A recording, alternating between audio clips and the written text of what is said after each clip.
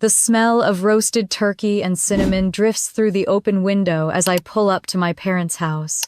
Golden light spills across the snow-dusted lawn, and through the glass, I can see shapes moving inside my sister's kids, running in circles around the dining table, the silverware glinting the kind of cozy chaos that used to mean home to me. I sit there in the car engine humming, watching through the windshield like a stranger. My phone vibrates in my lap. It's the family group chat, another photo, another caption. So grateful for our close-knit family. I stare at the screen until the words blur. My kids are in the back seat, fast asleep, still dressed in their Sunday clothes. I told them tonight's dinner was just for adults. I couldn't bear to say the truth that Grandma said there wasn't enough room this year. The words still echo in my head. We just connect better with Chloe's kids. Like love was a chemistry experiment, and I'd failed the formula. I grip the steering wheel tighter, my chest hot and hollow all at once. The laughter from inside filters through the window when someone opens the front door, and for a heartbeat I imagine walking in anyway. But the vision collapses the second I remember my mother's polite, clipped tone on the phone. "Emily, please don't make this about you. You know how exhausting the holidays can be." The same voice that used to read me bedtime stories now slices through me like a knife. I pull away from the curb headlights cutting through the fog. Adam will be waiting at home, probably still trying to put together that cheap wooden train set for Noah. He always said I cared too much about their approval. Maybe he's right. Maybe I never learned how to stop reaching for something that was never meant for me. The drive back feels shorter than usual, though every mile feels heavier. When I step inside, the house smells faintly of pine and cinnamon, the scents I set out myself hoping to make tonight feel normal. But it doesn't. It feels like pretending. Adam looks up from the floor where he's crouched beside the toy, set his eyes softening when he sees me. "You didn't go in?" he asks. I shake my head, setting my purse down. They said they wanted a smaller dinner. Just immediate family. The words taste bitter. Guess I didn't make the cut. He sighs, wipes his hands on his jeans, and crosses the room to me. "You don't have to keep letting them do this." His voice is low, steady, like he's said it 100 times before. I press my lips together, not trusting myself to speak. In the next room, Noah's toy truck clatters against the floor. Sophie hums to herself as she colors at the kitchen table. They're blissfully unaware their small world still soft and safe. I envy them. I envy their ability to believe that family means unconditional love. I once believed that too. Mom used to tell me that family always comes first, no matter what. But somewhere along the way, first started to mean Chloe first. I sit beside Sophie, running my fingers through her curls. "Grandma and Grandpa love you very much," I say, and it feels like lying. She smiles up at me, her front tooth, missing her innocence, almost unbearable. "Can we see them tomorrow?" I pause, swallowing the lump in my throat. "We'll see, sweetheart." Adam meets my eyes from across the room, his expression gentle but edged with something harder, something like resolve. After I tuck the kids into bed, I pour a glass of wine and stand by the window. Snow has started to fall, soft flakes catching in the porch light. Across the street, our neighbor's house glows with laughter and clinking glasses. The kind of warmth that used to fill ours when I still believed I could earn my mother's approval by trying harder, helping more, giving endlessly. Somewhere in my chest, that small, stubborn voice still whispers that maybe next year will be different. But I'm old enough to recognize delusion when I hear it. My phone buzzes again. Another message in the family chat. Chloe's post this time. The entire family gathered around the table, everyone holding hands, heads bowed in prayer. My mother tagged her with a string of heart emojis and a caption, "Blessed beyond measure." The photo freezes me where I stand. I zoom in instinctively. There's my old chair, the one I used to sit in between Dad and Chloe when we were kids. It's been filled by her husband Grant. Even the chair moved on without me. Something inside me cracks, quiet but final. It's not the first time they've chosen Chloe over me, but tonight feels different. Maybe because my children are old enough to notice. Maybe because I finally see what I refused to before, that this isn't about misunderstandings or busy schedules. It's about control, about who they value and who they don't. And I'm done pretending not to see it. I set my phone down and stare at the flickering reflection in the glass. My own face looks foreign, tired, yes, but also sharper, somehow clearer. There's a kind of power in finally naming the truth even when it hurts. Behind me, Adam speaks softly. You deserve better than this, Em. They've been taking from you for years, your time, your energy, your peace. You don't owe them anything. His words land heavier than he realizes. Because deep down I know he's not just talking about emotions. There's something else he's hinted at before, something about my parents' borrowed money, about the joint account I share with them for family emergencies. I never looked too closely. I trusted them. God, I trusted them. The heater clicks on, humming through the silence. I walk to the counter and pick up the framed photo from last Thanksgiving. The kids are covered in cranberry sauce, Mom's smile, frozen Dad's arm around Chloe. I'm there too, but barely half-turned, holding a dish no one remembers. I set the frame face down. For a long time I just stand there staring at the wood grain of the table, the wine cooling in my hand. Then I open my laptop. The login page of our shared bank portal stares back at me. I close it without typing a word. Not yet. Not tonight. The snow outside thickens, blanketing everything in white, muffling sound, softening edges. But inside, something sharper is taking shape, a thought, a decision, the first ripple of what's to come. For years I've been the good daughter, the understanding one, the one who forgives. Maybe that's why they thought I'd never fight back. The phone buzzes once more, a new message from Mom.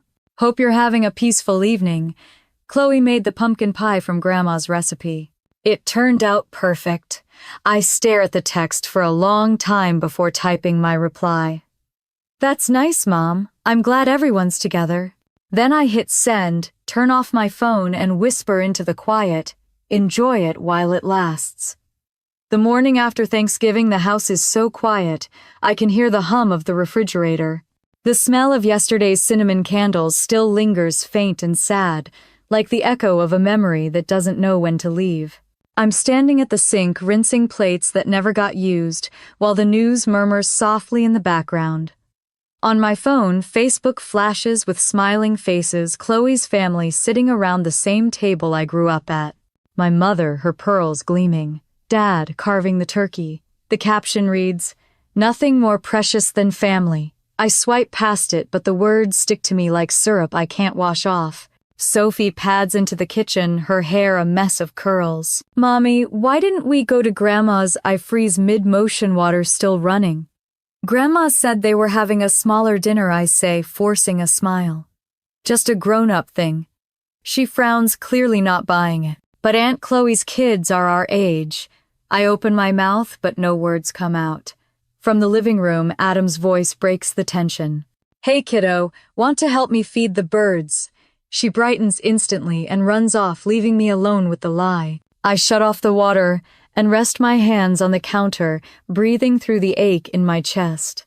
Later, Adam joins me at the table with 2 mugs of coffee. He slides one toward me and studies my face. "You didn't sleep much. Neither did you." He nods, takes a sip, then sets the mug down. "I've been looking at the bank account." My stomach tightens. "Why?" "Because," he says carefully, "I noticed a few things last week that didn't make sense. Transfers to your parents' account, small at first, but lately, bigger." My pulse stutters. "It's just the emergency fund," I say quickly. "They've had a rough year. Mom said the furnace broke." He leans back in his chair, his eyes steady. "And last month, it was a roof repair. Before that, car trouble." Does it ever end? His tone isn't cruel, but it cuts deeper than anger would. I stare into my coffee, the surface trembling slightly in my hands. Adam reaches across the table, his hand warm over mine. "I'm not saying don't help them, Em. I just don't want to see them keep taking advantage of you." His voice softens. "You've been the good daughter your whole life. But what's it costing you?" The words hang between us. The good daughter. The phrase I grew up chasing like a title I could earn if I just tried harder. I swallow hard and nod. I'll talk to them. It's probably nothing. But the minute he leaves for work, my mind slips backward to 100 moments that suddenly don't feel so harmless. I was 10 when Mom started saying, "You're so responsible, Emily. You'll make a wonderful wife one day." It sounded like praise, then not a warning. I remember washing Chloe's paintbrushes for her art projects, cleaning her room before Mom got home because your sister's more creative, sweetheart. She needs space for her talents. I remember the Christmas I gave up my trip to the snow park so Chloe could go to ballet camp, and Mom said, "That's what love looks like." I believed her. That pattern followed me into adulthood. Every favor became a duty. Every request wrapped in guilt. The first time Mom borrowed money was right after Dad retired. She called crying, saying the roof leaked and the insurance wouldn't cover it. "It's only temporary, honey. You know we raised you better than to let your parents struggle." I sent the check that same day. A month later, it was her car. Then a gift for Chloe's kids' tuition. I never questioned it because that's what good daughters do. We fix things. We keep peace. We pay the bills that no one talks about. My phone buzzes on the counter. Chloe's name flashes across the screen. I hesitate, then answer. "Morning," I say. "Did you have fun last night?" Her voice is chipper. "Oh my God, it was perfect." Mom went all out. She even used the crystal you gave her for her anniversary.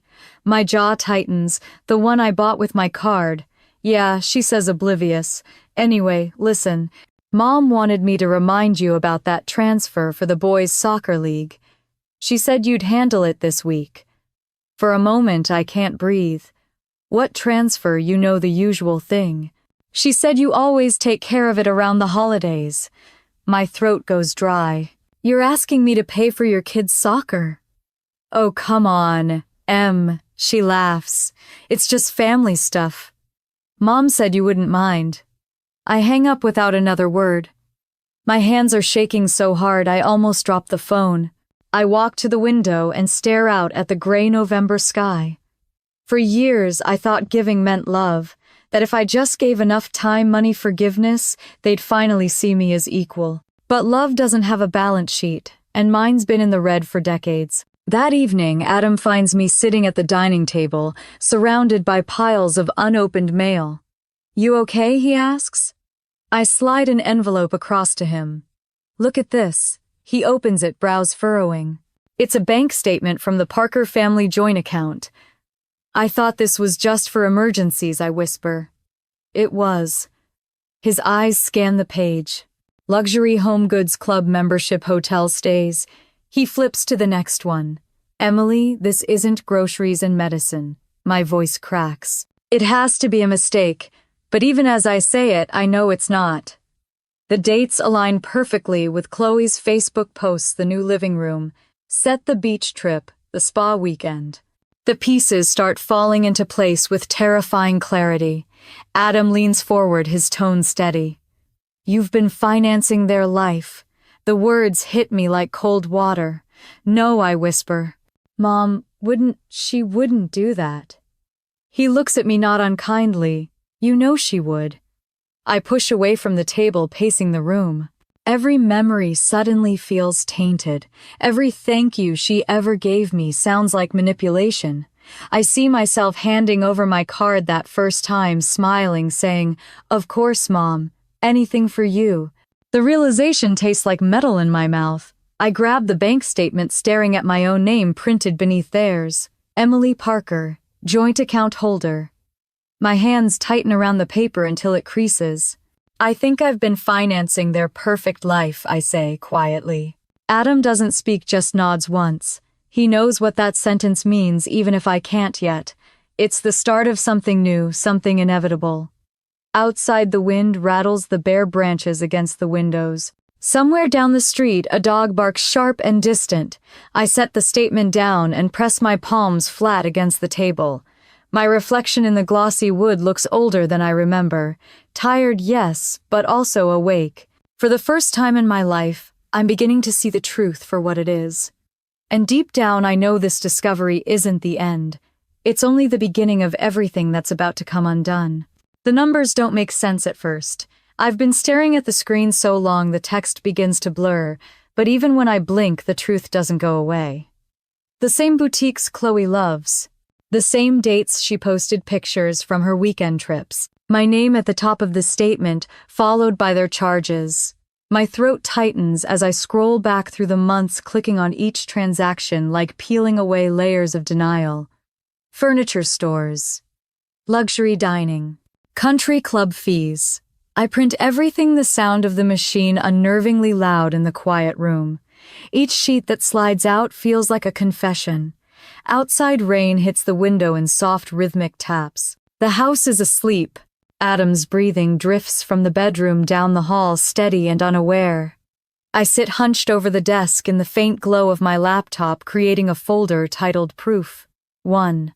My hands tremble as I drag files inside screenshot after screenshot. I rename each one by date like evidence in a trial that hasn't started yet. Every click sounds final, every page another betrayal. By the time I reach last spring, the spending explodes, thousands in a single week. Hotel stays, jewelry, spa packages. I press my fingers to my temples, trying to breathe. I remember Chloe bragging about their surprise anniversary trip to Nantucket. Grant found this amazing deal, she'd said. My chest aches with recognition. I was the deal. I grab my phone and dial the bank's customer service line. The robotic voice tells me I'm number 3 in the queue. My pulse hammers as I wait.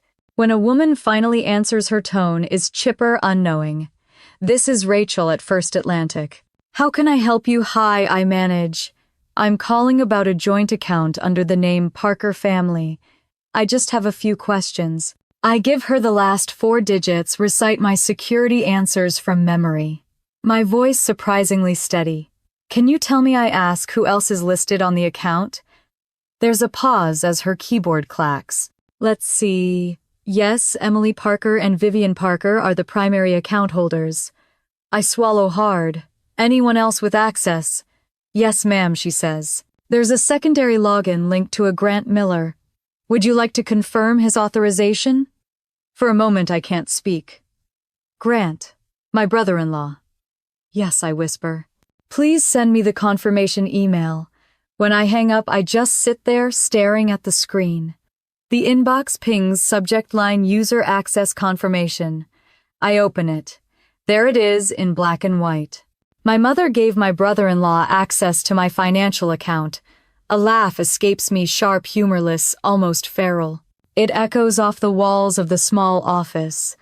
I cover my mouth, afraid of waking the kids. My mother's favorite phrase drifts through my mind: family helps family. I used to think it meant loyalty. Now it sounds like a threat. The next morning I drive to my parents' house, a thick envelope on the passenger seat beside me. Inside are printed statements, each page marked with fluorescent highlights and sticky notes proof. My fingers drum the steering wheel as I pull up to the curb. Through the front window I see them. Mom at the kitchen island, Chloe perched on a stool, both laughing, glasses of orange juice in hand. The picture of domestic ease. My stomach turns. I grip the envelope tighter. I picture myself walking and slamming the papers onto the counter, demanding answers. But I already know how that conversation would end. Mom's voice sharp with feigned concern: sweetheart, you're overreacting. Chloe's innocent tilt of her head. Oh, Em, it's just a misunderstanding. The same performance I've seen 100 times before. I've spent my life playing the supporting role in their show. Not anymore. I sit there until the laughter fades into background noise, until my anger cools into something sharper clarity. Then I drive home. Adam is in the garage tinkering with the car when I return. He looks up, wiping his hands on a rag. Did you go see them? No? My voice sounds distant, like someone else's. I went to the bank. I hold up the envelope. It's worse than we thought. We sit at the dining table that evening, surrounded by piles of paper. The kids are asleep upstairs. The house hums with quiet electricity. I spread the statements out like a map of deceit. Adam reads one, eyebrows pulling together. These are designer purchases, M vacations. Membership fees. And this is a forged signature. He slides the paper toward me. My stomach drops. There it is, my name, scrawled in clumsy imitation authorization for a transfer I never approved. They forged my signature, I whisper. The words feel too big for my mouth. That's identity theft. Adam meets my eyes. Then we treat it like that. We document everything, every cent. We work in silence for hours, scanning, labeling, saving. The sound of the scanner fills the room, methodical and relentless. With each new file, the fog in my head lifts a little more. I realize I've been living in denial, mistaking fear for loyalty.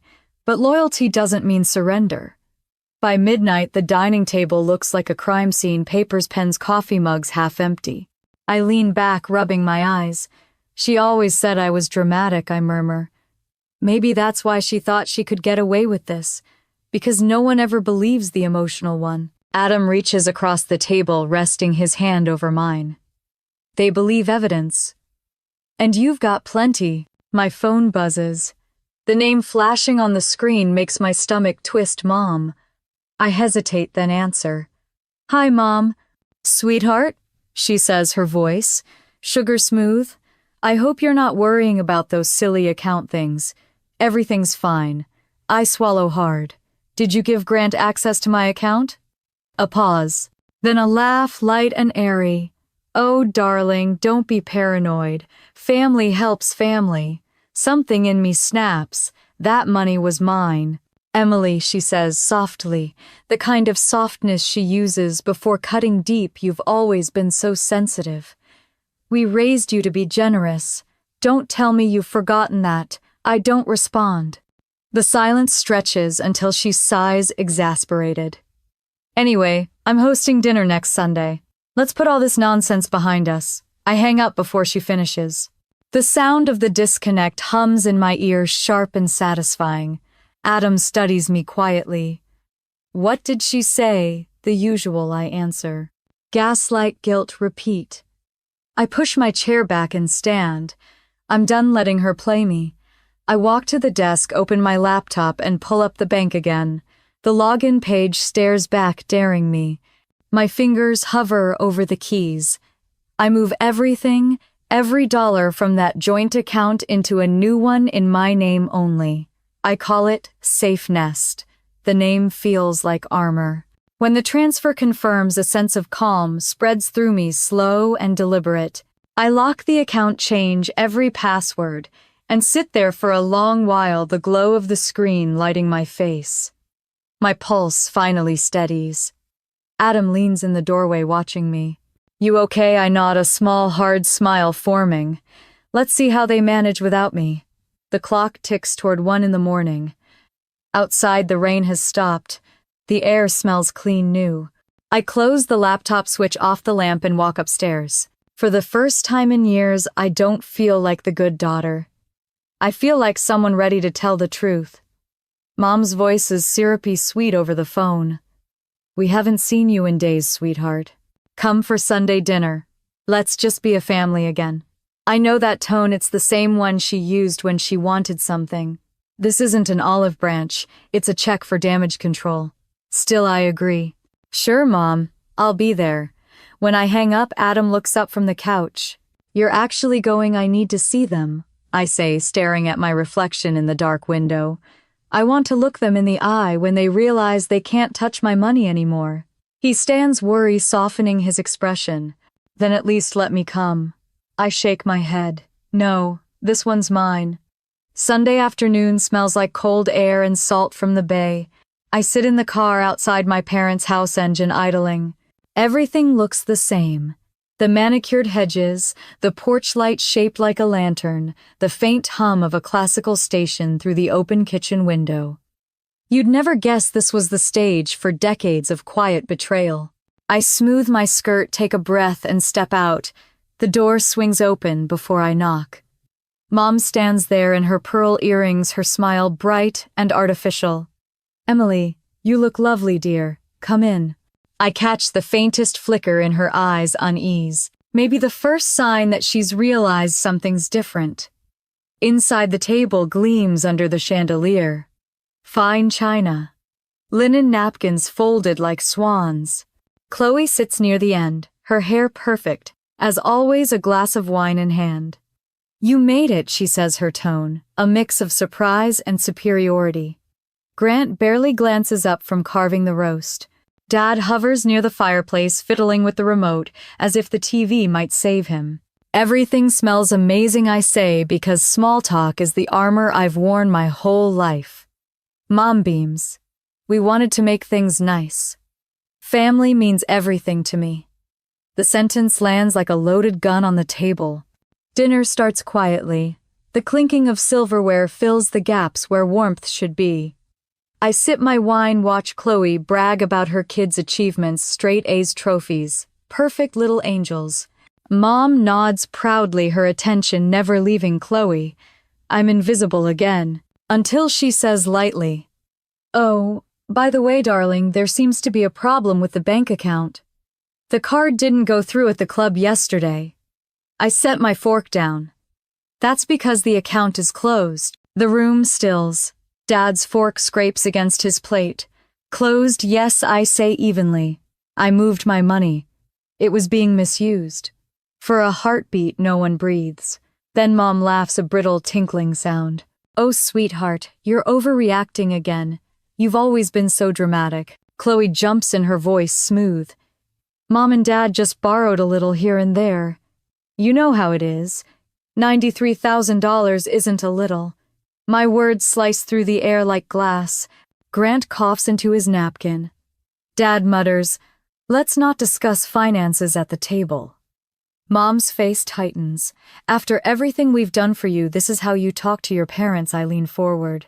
"After everything you've done? You mean using my savings to pay for Chloe's vacations, or maybe for your new membership at the Cape Haven Country Club?" Her hand trembles as she sets her wine glass down. "You have no idea what you're talking about." I take my phone from my purse and place it on the table. "You're right. Maybe I should let you hear it yourself." I hit play. Her voice fills the room, calm and commanding. "Family helps family, M. You know your duty." Mom's face drains of color. Chloe shoots to her feet. "Turn that off, I don't move." "No. You've treated me like your personal ATM and I'm done pretending it's love." Enough. Mom's voice cracks for the first time. "You don't speak to me like that under my roof." "Your roof," I say quietly, "built with my money." The silence that follows is suffocating. Dad looks anywhere but at me. Chloe folds her arms, chin lifted. "You're being ridiculous. Mom said you agreed to help. Maybe you just forgot." I laugh, sharp, humorless. Forgot signing the same forged signature. Forgot the $1,000 emergencies that turned into shopping sprees. "You're a great actress, Chloe. Maybe you learned from the best." Grant clears his throat. "Okay, let's all calm down." I stand, pushing my chair back so hard it scrapes the floor. "No. You've had calm for 30 years. I've had silence. That ends tonight." Mom rises too, her voice trembling with rage. "You'll regret this, Emily. You're tearing this family apart." I meet her gaze. "You did that the moment you decided money meant more than your own daughter." Dad finally speaks, voice low. "We just wanted to help Chloe's family. They needed it more." I turn to him, stunned. "So you robbed mine?" Chloe glares at me. "You always think you're the victim."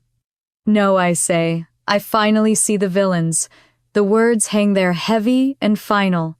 Mom opens her mouth, but nothing comes out. Her mask is slipping beneath the perfect hair, and Pearl's fear shows through. For the first time, she looks smaller. I reach into my purse, pull out a plain white envelope, and set it in front of her plate. She stares at it like it might explode. "What's this?" "Proof," I say. "The first of many. Keep it. You'll need it when people start asking questions." She doesn't touch it. I pick up my purse, straighten my jacket, and walk toward the door. Chloe's voice follows me, shrill and desperate. "You'll ruin us." I pause at the doorway, looking back one last time. "No, Chloe, you already did." The wind howls outside as I open the door. The linen napkins flutter, one lifting into the air and drifting to the floor like a white flag no one will ever wave. Cold air hits my face as I step out onto the porch. My hands are shaking, but not from fear, from release. Behind me, their voices blur into muffled chaos. Accusations, excuses, panic. I walk down the path, my heels crunching against the gravel, each step lighter than the one before. When I reach the car, I exhale a breath I didn't realize I was holding. Through the window, the chandelier still glows, casting its perfect light over a table full of lies. I start the engine, watching the house grow smaller in the rearview mirror until it's nothing but a shadow against the gray November sky. For the first time in years, I don't feel trapped. I feel powerful. And somewhere deep inside, beneath the ache and betrayal, a single thought takes root. They wanted a storm. Now they'll get one. The phone starts buzzing before I've even had my first sip of coffee. Text after text floods the screen. Neighbors, old friends' numbers I barely recognize. Heard what happened with your mom. Are you okay? You shouldn't have said those things, Em. Family is everything, you know. I scroll through them with shaking hands until my chest tightens. My mother's done it again. She's rewritten the story before I even had the chance to tell it. By the time I open Facebook, it's already there, her post. Sometimes the hardest part of being a parent is watching your child lose her way, but we love her anyway. Hundreds of comments spill beneath it. Heart emojis. Prayers. People I've known since high school writing, "You're such strong parents." The bile rises in my throat. She's turned herself into the victim, and me into the villain in less than 12 hours. Adam walks in, still half asleep. "You saw it?" he asks, voice low. I nod, too angry to speak. "We can set the record straight," he says. "Post your side. Tell everyone what really happened." I shake my head slowly. No, that's what she wants. If I start shouting, I look like the ungrateful daughter she painted me as. We'll let her talk. The truth will come in its own time. He studies me for a moment, then nods. Okay. But we do this our way. When I take the kids to school later that morning, the world feels different, smaller somehow. People whisper behind half smiles. Mrs. Henderson, who used to wave every morning, suddenly finds something fascinating in her mailbox. One of the other moms, Karen, calls across the parking lot. "Everything all right at home?" "Emily." Her tone drips with concern, but her eyes shine with curiosity. "Just fine," I answer, my voice calm, even though my insides are shaking. I drive away with the radio off, the silence heavier than words. That afternoon, I find Adam sitting at the kitchen table surrounded by papers. "We need to get ahead of this," he says. "We'll call a lawyer. You can't fight people like your parents with feelings, you fight them with facts." I hesitate. A lawyer, that feels extreme. He looks up. "What they did is extreme. They stole from you, Em. You need someone who knows how to make it right." A few days later, we're sitting across from Rachel Myers, a sharp-eyed woman in her 50s who looks like she's seen every kind of family war. Her office smells faintly of lemon cleaner and coffee. "Financial abuse within families is more common than you think," she says after I finish telling her everything. "They used your name, your accounts, your trust. That's identity theft. You're not overreacting." The words hit harder than I expect. I've been waiting my whole life for someone to say that you're not crazy. Rachel slides a notepad toward me. "Document everything. Every transfer, every text, every call. Keep backups. You may not want to go to court yet, but you'll want the option." When we leave her office, the winter wind cuts across the parking lot. I pull my coat tighter, feeling a strange sense of clarity. "She's right," I tell Adam. "If I want justice, I have to build it myself." That night, I sit at my desk, opening the folder labeled Proof. The files load slowly, each one a piece of my life turned into evidence. I start organizing them by date, by amount, by who benefited. I color-code the transactions: blue for my parents, red for Chloe, yellow for Grant. It's almost poetic watching their lives become a pattern of color and numbers. While I work, my phone pings. A message from a former neighbor your mom says you froze their accounts out of spite. Is that true? I type. Ask her where the 93,000 went, then delete it before sending. Silence can be louder than shouting. The next morning, my mother posts again. A smiling picture of her and Dad holding hands at the farmer's market, captioned grateful for forgiveness and family. I stare at it until my eyes burn. Forgiveness. She's staging a redemption arc while I'm still cleaning up the wreckage. I slam the laptop shut and bury my face in my hands. For a long moment, the house feels too big, too quiet. The shame, the isolation, it seeps in through every crack. What if everyone believes her? What if I lose more than money? Adam finds me there sitting in the dark. He crouches beside me, his voice soft. Let them talk. Lies fall apart when truth has receipts.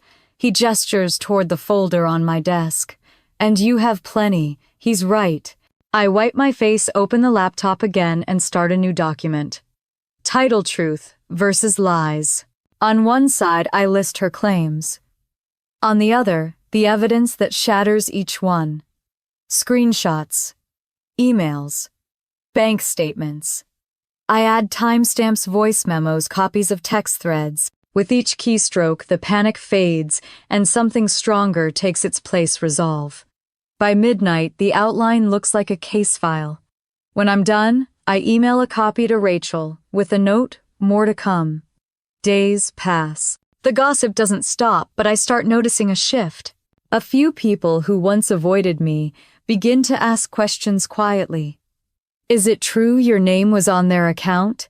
Did they really take that much? I don't answer, just smile. The truth is working its way out without me saying a word. Then, just as the calm begins to settle, Mom escalates. Another Facebook post, this time public and venomous: pray for our daughter. She's going through something we can't understand. We just want her to get help. The comments explode: sympathy, pity, judgment. Some of her church friends message me Bible verses about forgiveness. I almost respond, but stop myself. Instead, I pick up my phone and scroll to Rachel's number. It's time I tell her. I want to file a formal complaint. She doesn't hesitate. Send me everything. That night after the kids are asleep, I go for a walk. The streets are slick with mist, the air heavy with the scent of pine and sea salt. At the corner, I spot Mom and Chloe talking to Mrs. Henderson under a streetlight. Their smiling voices low, conspiratorial. Mom looks up and meets my gaze. Her smile widens, polite and poisonous. Some people never grow up, she says loudly enough for me to hear. I stop, letting the cold wind whip through my hair. Some people never stop lying, I reply, voice calm but cutting. Her smile falters. I turn away before she can speak again. The glass window of the bank across the street reflects the pale morning light, and in it I see my own face, tired but clear-eyed. I pull out my phone and open my drafts. The subject line glows on the screen: financial records, formal complaint. My thumb hovers for a moment before I hit send. The email flies off into the ether with a quiet whoosh. I slide the phone back into my pocket and breathe in the cold, sharp air. For the first time in weeks, I feel still. Not safe, yet not free, but in control. And for someone who spent a lifetime being controlled, that's the most dangerous thing I could ever become. The rumors spread faster than winter wind off the bay. Within a week, Cape Haven has turned my life into its favorite pastime. At the grocery store, whispers follow me down the aisles. She's suing her own parents. She froze their accounts. It's about inheritance, you know. I keep my chin high, pushing the cart past shelves stacked with the same cereal I grew up eating, pretending not to hear. But the truth is, I hear every word. Mom's little coffee group at the church cafe has become her personal press conference. I catch snippets, online photos of her with her friends, all smiles, captions about forgiving those who hurt us most. It's a performance, and she's always been the star. I should feel angry, but instead, there's a strange calm beneath the surface. Anger is what she expects. Silence is what scares her. I start keeping track of everything, screenshots of comments, texts, even the local gossip threads. Rachel told me that in cases like this, public defamation can be just as powerful as theft. Every story they spin is evidence, she said. Collect it all. So I do. The folder on my laptop grows thicker every night. When I meet Rachel again at the cafe by the docks, the sea air bites at my cheeks. She looks like she hasn't aged a day since the last time we met, her hair swept into a neat bun, her eyes sharp as glass. They're pushing hard, she says, sliding a notepad toward me. Which means they're scared. I sip my coffee, the steam curling between us. They're saying I'm after their money now. Classic deflection, she replies. Let them talk. What matters is proof. She flips the notepad open. We'll need a full timeline, transactions, messages, voicemails. If they used any family trust or joint fund, the bank can trace that. You mentioned a trust once. I didn't, I say, slowly frowning. At least not one I know of. Rachel's eyebrows lift. Then that's something to look into. That night, after I put the kids to bed, I pull out the old laptop I used before I married Adam. It's slower, the fan wheezing, but it still logs into my old family email. The inbox is a graveyard of newsletters and charity updates, nothing useful until I see it. A folder buried under layers of spam labeled receipts. My breath catches. Inside are photos of invoices and scanned checks. Some are small home repairs, tuition, restaurant bills. But then I open one labeled March expenses. There's my name at the top of a bank statement, followed by an email thread between Mom and Chloe. We'll just borrow from Emily again. She owes the family after all. We'll replace it once the trust matures. The trust. Again. I click the next file, another email, same tone, like they're discussing grocery lists instead of theft. Grant can transfer directly from her account. She never checks. My hands start to shake. I print everything. The machine hums softly in the dark, like a heartbeat. When I finish, I send digital copies to Rachel with one line, "You were right." There's more. The next day, I meet Sarah, another mom from Sophie's class, at a playground downtown. We've talked in passing before, but today her tone is different, careful. I read some of the things people are saying, she starts. I don't believe them. I almost laugh from relief. She tells me about her own mother, how she used guilt and money to keep her in line. When you stop protecting them, she says quietly, they lose control. We sit on the bench watching our kids play, their laughter ringing over the swings. For the first time in months, I don't feel alone.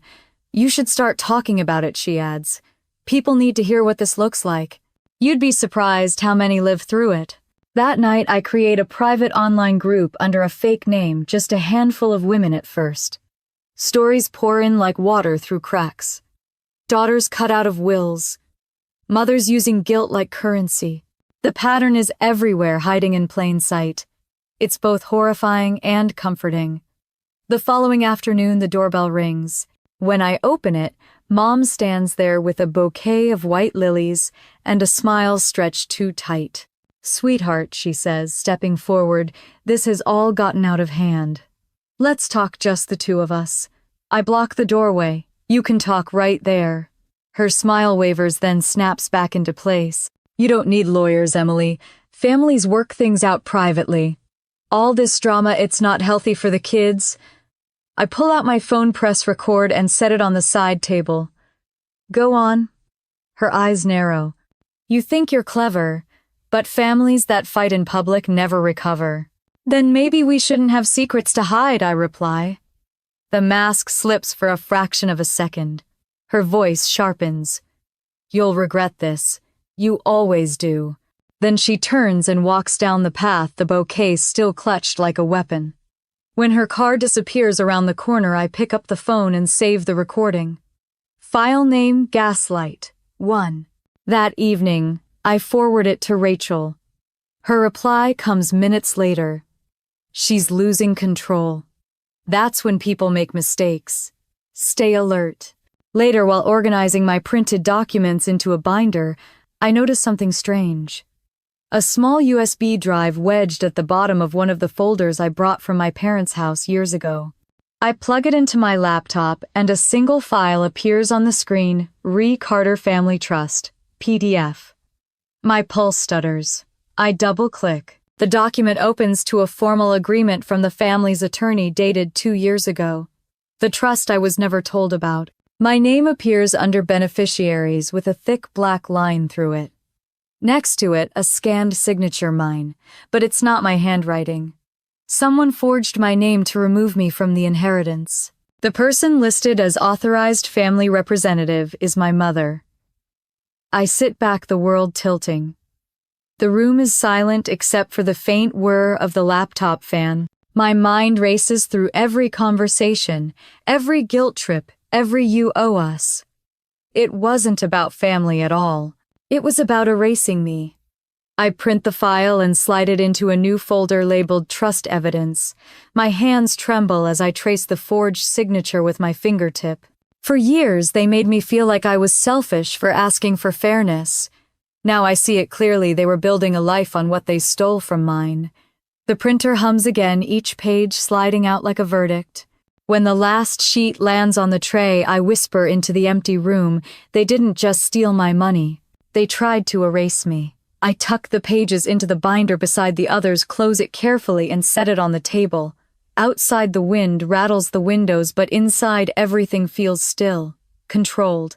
For the first time in my life, I hold something stronger than guilt. I hold proof. And I know exactly what to do with it. The morning light cuts through the blinds, thin and cold. My desk is covered in papers, bank statements, forged signatures, screenshots, voice recordings, every scar my family ever left in ink and numbers.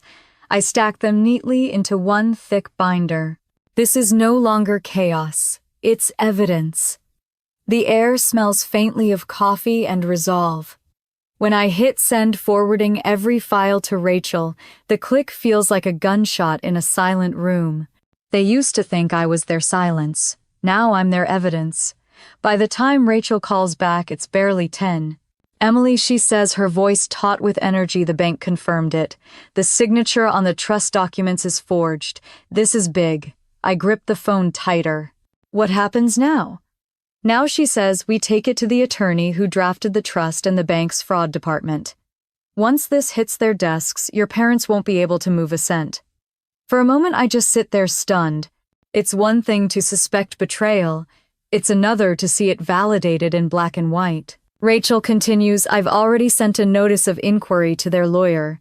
You should expect calls. I don't have to wait long.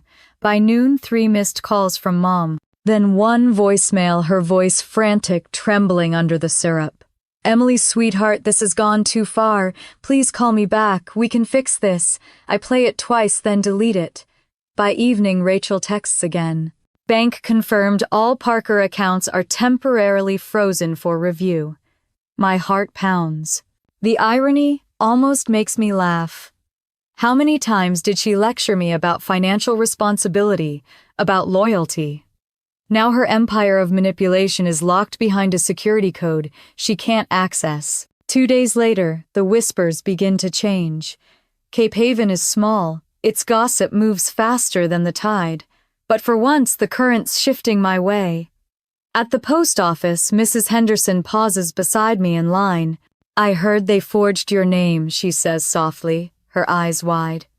I'm so sorry, dear. I always knew something wasn't right. At school pickup, one of the moms, Lila, approaches awkwardly. You know I never believed what they said. It didn't sound like you. Her kindness feels strange after weeks of cold shoulders, but I nod grateful anyway.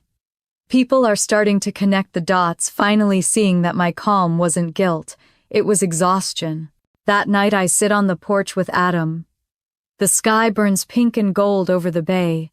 He hands me a mug of tea and says quietly, It's turning M. They're losing control of the story. Good, I reply, staring out at the water. Let them feel what it's like to be powerless. My phone rings again later, Mom, of course. This time I answer. Her voice is sharp, brittle. You've ruined us, Emily. The trust is under investigation. The accounts, everything's frozen. They were never yours to begin with, I say calmly. She exhales hard like she's holding back tears or rage. Maybe both. Do you even understand what you're doing? If you go public, you'll destroy what's left of this family? What family, I ask? The one you used for credit, or the one you erased from your will? You'll regret this, she whispers. Maybe, I say and hang up. When I set the phone down, something in me feels lighter. For the first time in years, I'm not the one begging for peace. The next morning, Rachel calls. The fraud investigators' report is official. We can prove your parents used your identity. I recommend you make a statement, something factual, not emotional. Let's frame the narrative before they twist it again. I spend the afternoon drafting a single post. My hands tremble over the keyboard at first, but the words come easily. For those who've heard one version of my story, here's the truth. My accounts were used without permission, my name removed from our family trust through forgery, and silence taken advantage of for years. I'm not seeking pity, only accountability.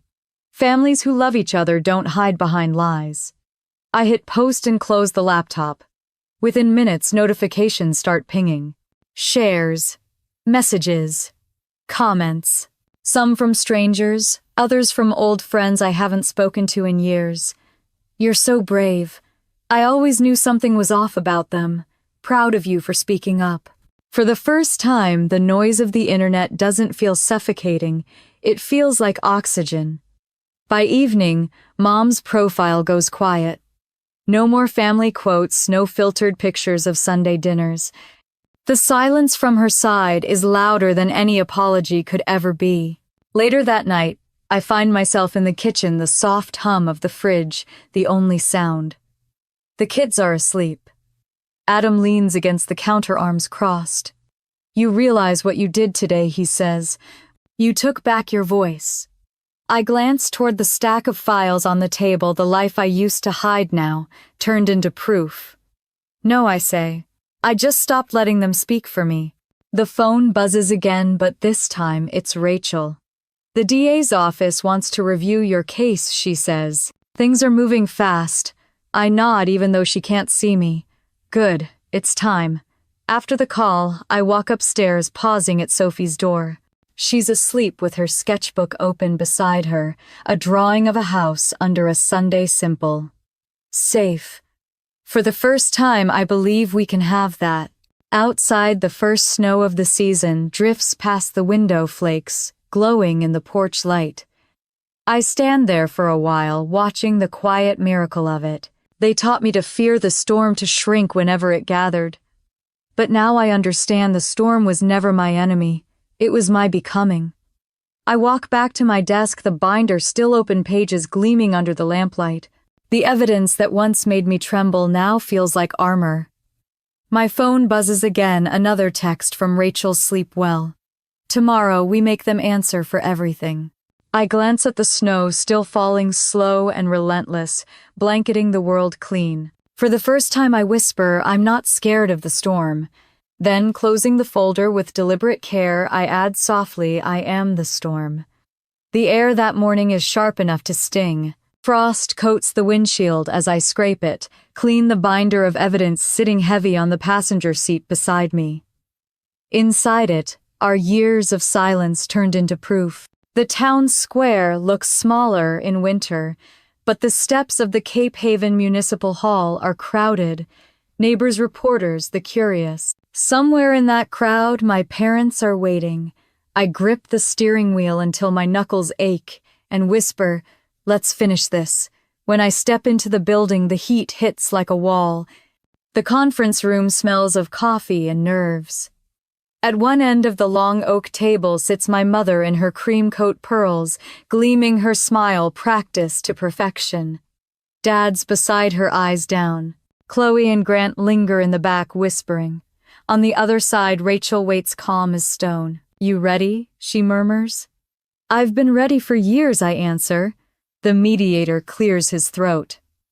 We're here today to review the financial allegations between Miss Emily Carter and her parents Vivian and Robert Parker. His voice is flat, procedural, but my pulse pounds anyway.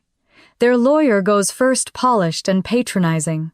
This is a simple misunderstanding, he says. Family funds, joint accounts, the kind of mix-up that happens all the time. My clients only wanted to help their daughter. Mom leans forward, her voice dripping honey. We've always supported Emily. She must have misinterpreted our intentions. I let her talk. Every word is a knife she sharpens herself.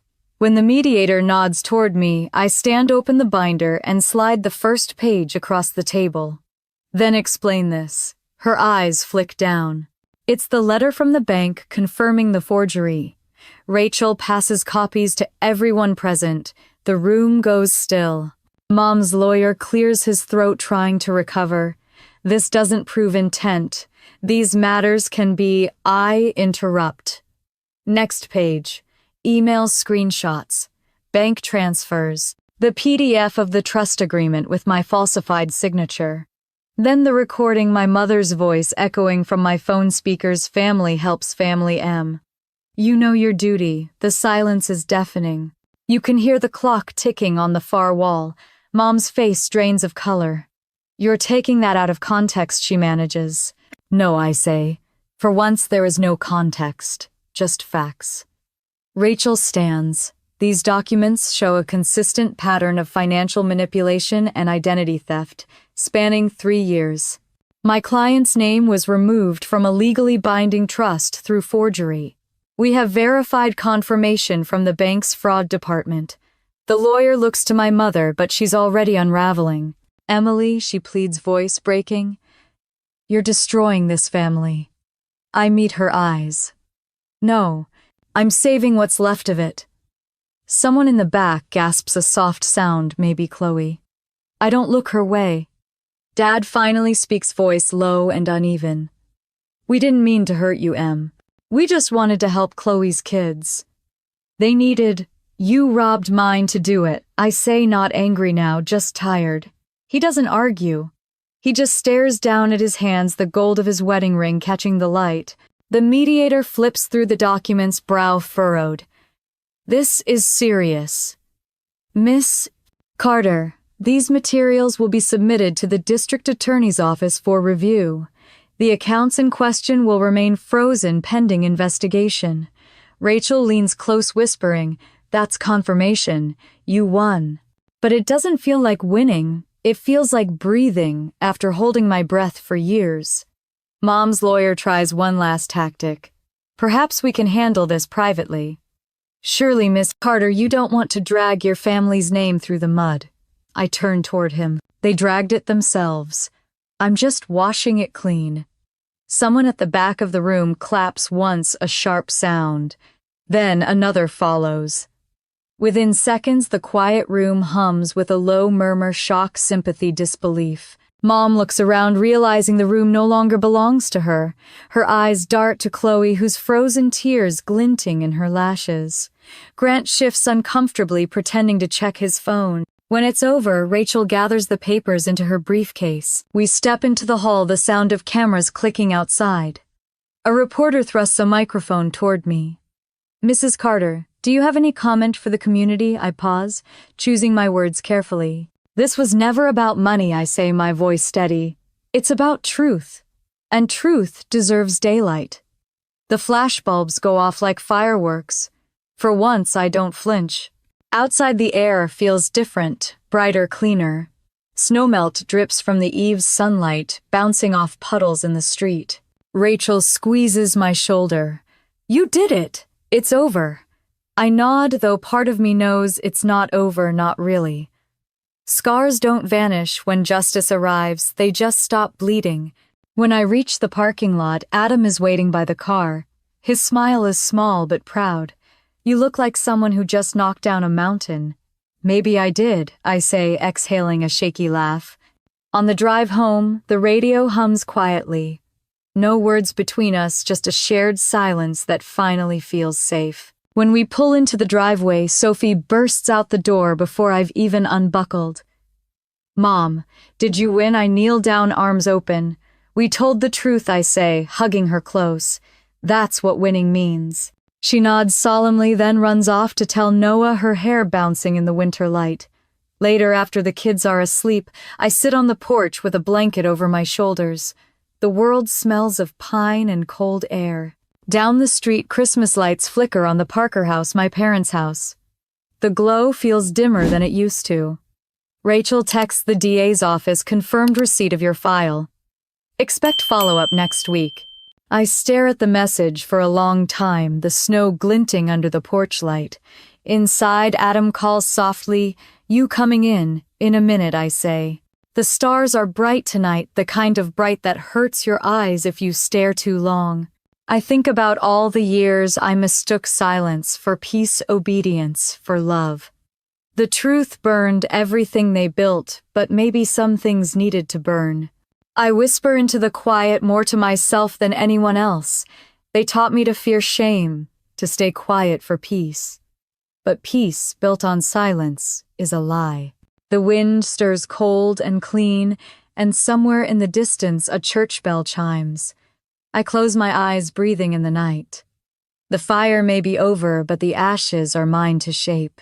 The news breaks before I'm even out of bed. The morning anchor's voice floats from the living room as I pour coffee, steady and detached.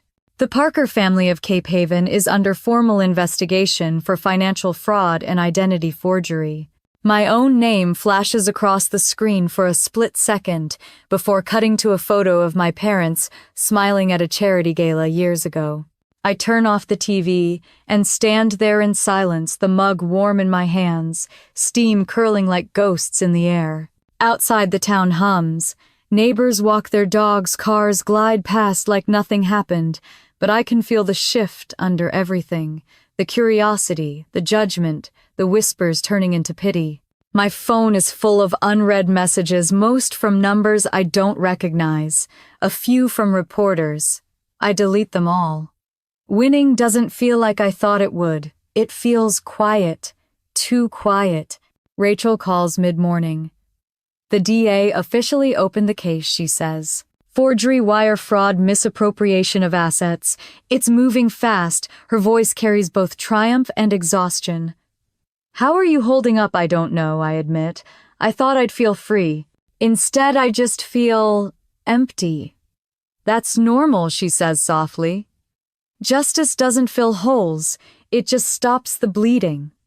I hang up and glance out the window. Snow has melted, leaving the yard slick with mud. The kids are at school, Adam's at work, and for the first time in months, I'm completely alone. The silence presses down until it feels heavy enough to break something. The phone buzzes again, Mom's number. The message is short. Are you happy now? I stare at it for a long time before hitting delete. No reply, not anymore. By afternoon, the story has spread across Cape Haven like wildfire. Headlines read, DA launches investigation into prominent Parker family. I walk downtown for groceries and feel the weight of every pair of eyes that follow me. Some look curious, others apologetic. Mrs. Henderson from next door stops me near the bakery. Emily, she says, voice trembling. I just want you to know I'm sorry. We all should have believed you sooner. I manage a smile.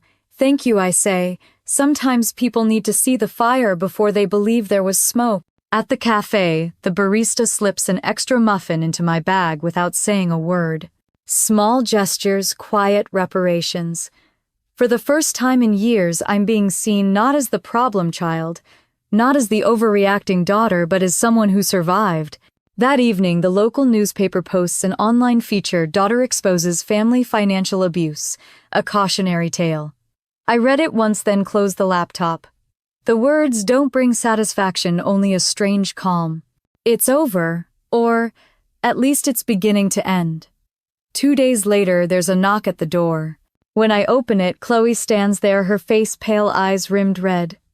Can I come in? She asks. We sit at the kitchen table. She twists her hands together like she's holding on to something fragile. Mom's falling apart, she says quietly. She says you've destroyed everything. I stare at her. No, Chloe. I stopped letting her destroy me. Tears well in her eyes. I knew about the trust, she whispers. I didn't say anything. I told myself it wasn't my business. I take a slow breath. The anger I expect doesn't come, just sadness. You could have stopped it, I say softly. But you didn't. She nods, sobbing now. I'm sorry, I don't reach for her. Instead, I say, then start by telling the truth. That's the only apology that matters. She leaves soon after, shoulders hunched, the door clicking shut behind her. I stand there for a long time, staring at the empty space where she'd been. Later that night, I sit in the living room, the house dim, except for the lamp by the couch. The newspaper lies open on the coffee table, my photo printed beside the headline. I trace the words with my fingertip and think about the girl I used to be, the one who tried to keep everyone happy, who mistook silence for peace. She's gone now. Adam comes in carrying 2 mugs of tea. You look a million miles away. I was just thinking, I say. I thought justice would feel like fireworks, but it feels like quiet instead. He sits beside me, his hand finding mine. That's because fireworks fade. Quiet stays. We sit there for a while, listening to the clock tick. It feels like time finally started moving again. The next morning I take a walk by the shoreline. The sea is gray, the air salty and raw. Waves crash against the rocks, steady, relentless. I hold a brown envelope under my arm. Inside are copies of old documents, all the proof I needed to fight, all the proof I no longer need to carry. When I reach the pier, I tear the papers into small pieces and let them scatter into the wind. They float like pale confetti before landing on the water, dissolving one by one. They wanted me to drown in their shame, I whisper. Instead, I learned how to float. The breeze lifts my hair, cold and clean. For the first time in what feels like forever, I inhale deeply without feeling the weight of guilt pressing on my ribs. As I head home, the sky begins to clear. Sunlight breaks through the clouds, warming my face. My phone buzzes with a new message from Rachel. The subject line reads, "Case update, final ruling soon." I smile, sliding the phone back into my pocket. Whatever the ruling says, I already know my verdict. Freedom isn't loud. It doesn't come with applause. It's the quiet sound of your own footsteps walking away and never turning back. The email arrives just after sunrise. My inbox pings once sharp and final. Subject line, Parker investigation. Final ruling attached. I stare at it for a long time before I open it, palms sweating against the mug of coffee in my hand. Adam stands in the doorway, still half-dressed for work. You ready? He asks. I nod and click. The letter is short, clinical, and devastatingly clear. The court has found sufficient evidence of fraud and forgery. Vivian and Robert Parker are to face restitution orders and criminal charges under state law. My eyes blur halfway through the paragraph. The words don't bring joy, they bring quiet. Adam reads over my shoulder, exhales slowly, and presses a kiss to my temple. It's done, he says. I nod again, but the truth is, I don't know what done feels like. By noon, the news has spread across town. Prominent Parker couple charged in trust fund fraud. It runs on every local channel, every social feed, every conversation over coffee in Cape Haven. Mom's friends delete photos of brunches and charity galas. Dad's law firm issues a brief statement Mr. Parker has stepped down due to health reasons. Health reasons. That's one way to name guilt. My phone buzzes nonstop. Texts from journalists, old classmates, people who once believed the worst about me. I don't reply. I scroll instead, the words melting together: fraud, betrayal, charges, restitution. The world finally knows the truth, and all I feel is tired. A message from Chloe pops up around 3. They're divorcing. Mom blames everyone. I'm moving out. I type back, take care of yourself. Then I put the phone face down and walk outside. The sky is pale blue, the kind that makes everything feel distant. The street smells like salt and cold pavement. I can still see the Parker house down the hill, the shutters drawn, the garden unkempt. For years, that house stood like a monument to perfection. Now it's just a shell. Later that day, Rachel calls. Congratulations, she says. You made history, Emily. This is the first case in our county to recognize financial abuse within a family as felony fraud. I lean against the kitchen counter, the words settling like sand. It doesn't feel like winning. It never does, she says gently. But what you did, it matters. You changed something. Her words linger after she hangs up. Maybe that's what this is about, not victory, but change. That evening I take the kids to the park. The air smells like thawing snow, and Sophie races ahead, her laughter ringing through the empty swings. A woman I recognize from the grocery store approaches me near the benches. I read your story, she says softly. My brother took my savings years ago. I never told anyone. You made me realize I could. I smile, throat tightening. That means more than you know. For the first time, the whispers in town aren't about shame, they're about survival. At sunset, I sit on the porch with Adam. The sea glows copper under the fading light. You did it, he says quietly. You got your justice. I shake my head.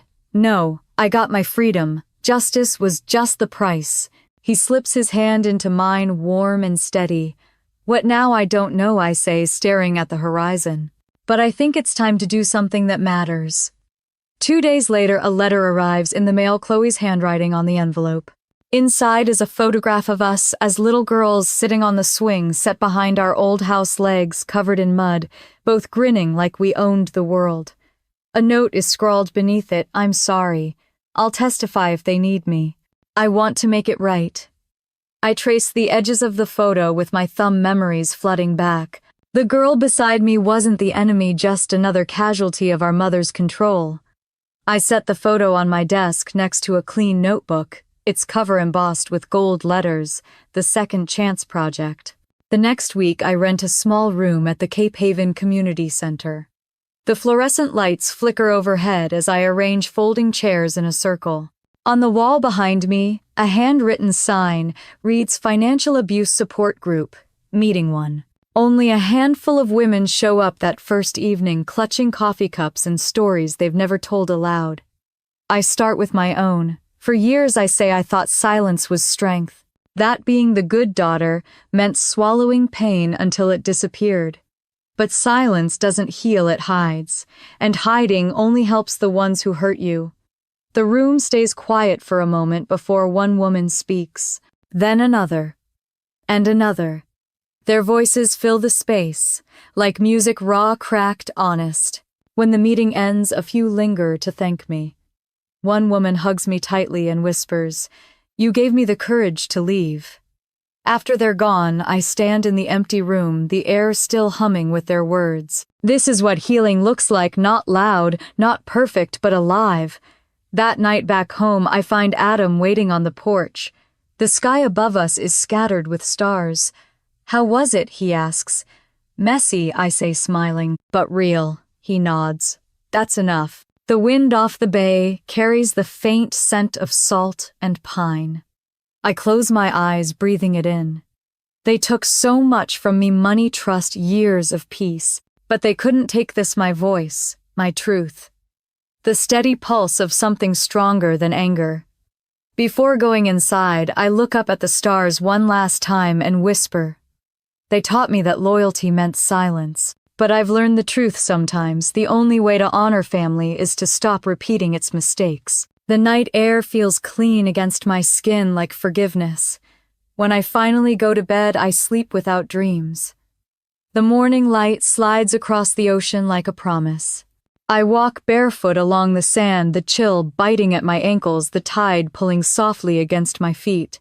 The horizon is pale gold, calm after months of storms.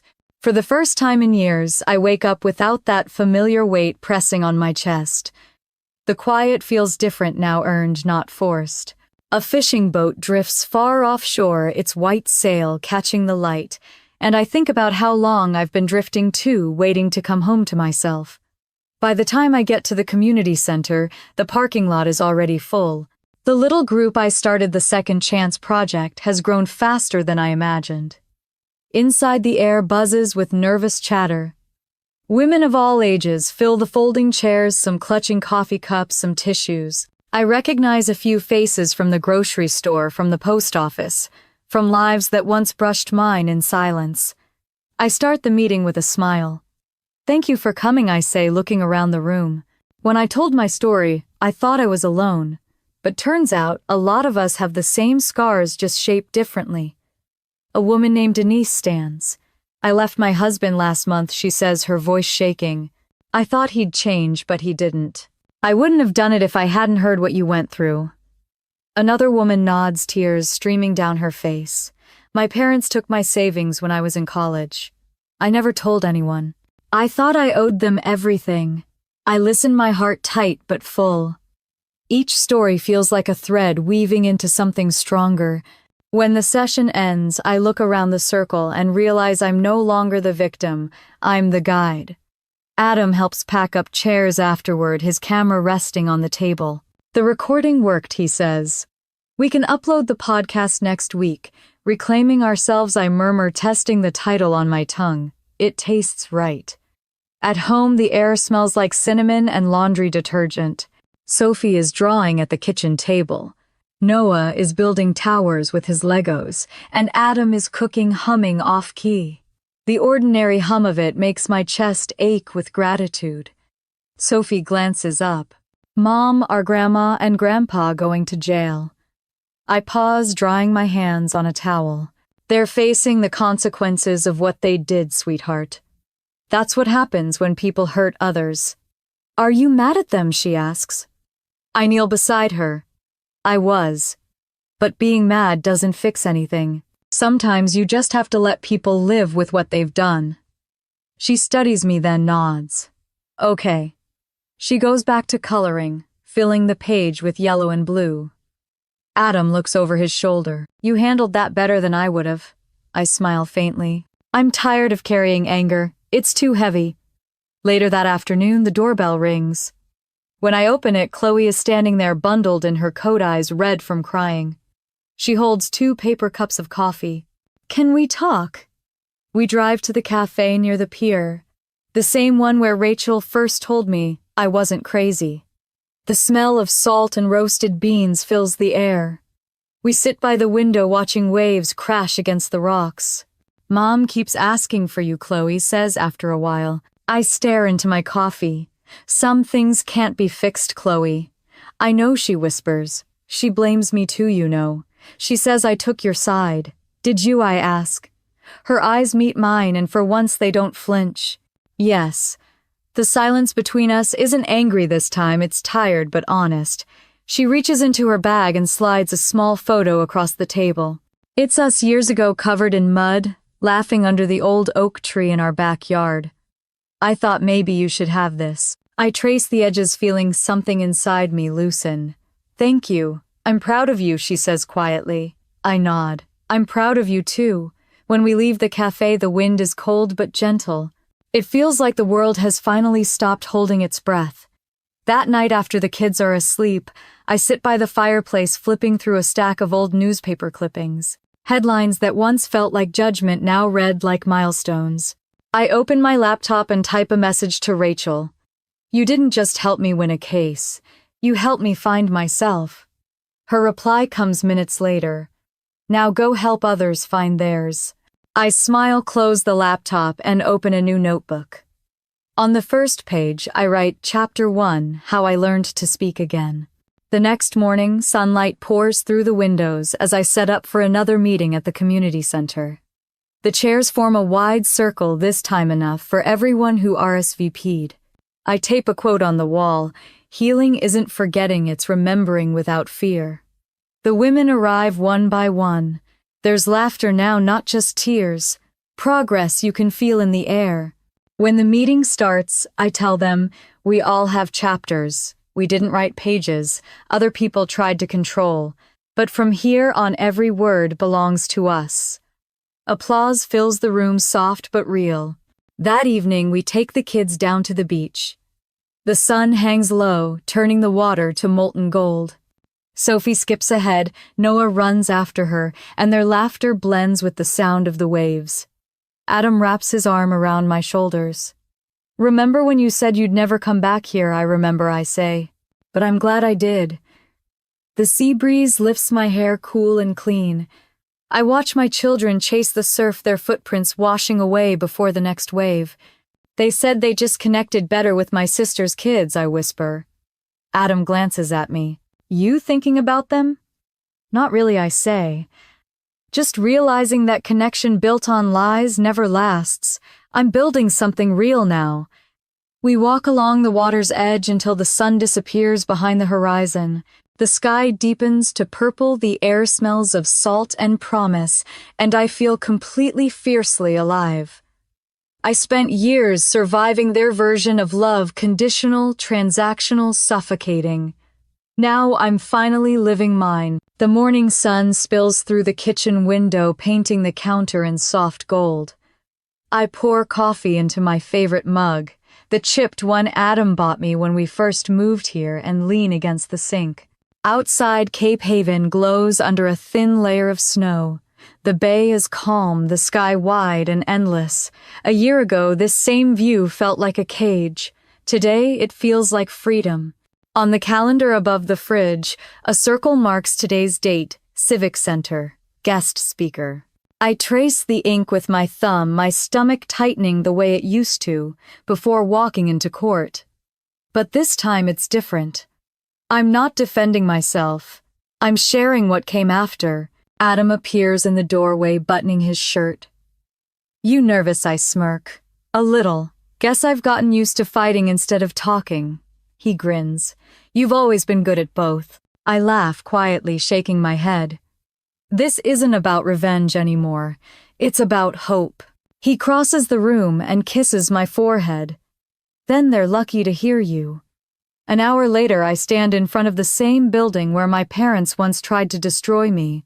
The Civic Center looks different in daylight, less intimidating, more human. Inside the auditorium hums with conversation. Rows of chairs fill with familiar faces. Women from my support group, a few local reporters. Even people who used to believe my mother's lies. Rachel waves from the front row, her smile proud and warm. I take a breath step onto the stage and face the crowd. The microphone crackles to life. I used to think revenge was the only way to balance injustice. I begin. My voice sounds steadier than I feel, but revenge is loud. Healing is quiet. The room stills. Even the air seems to lean closer. I thought silence was strength. I continue. That if I stayed quiet, things would get better. But silence doesn't heal anything, it just hides the wound. I learned that the hard way. I see heads nodding. Faces soften. Someone in the back wipes away a tear. I lost a lot to get here: money, family, the illusion of belonging. But what I gained was something bigger. I found my voice. And once you find it, you never lose it again. The applause starts slowly, then swells until it fills the room. I blink against the stage light, swallowing the lump in my throat. For a long moment, I let the sound wash over me. It doesn't feel like validation. It feels like connection. Afterward, people approach me one by one. Some thank me. Some just hold my hand and cry. A young woman says softly, "Your story gave me the courage to walk away from someone who kept me small." An older woman with silver hair clasps my wrist. "I'm 72, she says, voice trembling. "I spent my life thinking it was too late to start over. You proved me wrong." I hug her tightly. It's never too late to start again. Out of the corner of my eye, I see Chloe near the doorway. She doesn't speak, but when our eyes meet, she smiles and nods once. It's enough. We've both said all we needed to. As the room empties, Rachel joins me on stage. "You did good," she says, handing me a paper cup of coffee. "Feels surreal," I admit. "That's because it's peace," she says. "It always feels strange when you've lived too long without it." When I step outside, the snow has started to melt sunlight, pooling in the puddles along the curb. I walk slowly to my car, letting the cold sting my cheeks. For the first time in a long time, I'm not rushing anywhere. That evening, I come home to the smell of cookies baking. Sophie and Noah sit at the kitchen table, faces dusted with flour, while Adam flips pancakes on the stove. They all look up when I walk in. "How did it go, Mom?" Sophie asks. Ismail. It went exactly the way it needed to. Noah grins, holding up a lopsided cookie. We saved you one. I take it warm and imperfect and sit with them. The laughter in the room is easy, effortless. This is what I fought for. Later, after the kids are asleep, I step outside onto the porch. The moon hangs low, casting silver light across the yard. I wrap a blanket around my shoulders and watch the waves roll in. The sound is steady, eternal. They took my money, my trust, my name, but they never took my capacity to rebuild. That's the real inheritance. I pick up my notebook from the porch table, the one labeled the Second Chance Project. On the last page, I write, "Freedom isn't what they give you. It's what you choose every day." The wind carries the words away as soon as I close the book, scattering them into the night like a prayer. A week later, the first episode of our podcast goes live. Adam handles the tech while I sit at the microphone, heart hammering as the red light flickers on. Welcome to Reclaiming Ourselves, I say softly. I'm Emily, and this is where we turn pain into purpose. When we finish recording, Adam looks at me and smiles. You know, I think this is what you were meant to do. I nod, feeling the truth of it settle deep in my bones. Maybe I say, or maybe this is just where I was meant to begin again. That night, as I prepare the final script for next week's episode, I find myself writing to the invisible listener on the other side of the world. Maybe you've been where I was, I say aloud as I type. Silenced, dismissed, erased. Maybe your story isn't about revenge, but about rediscovery.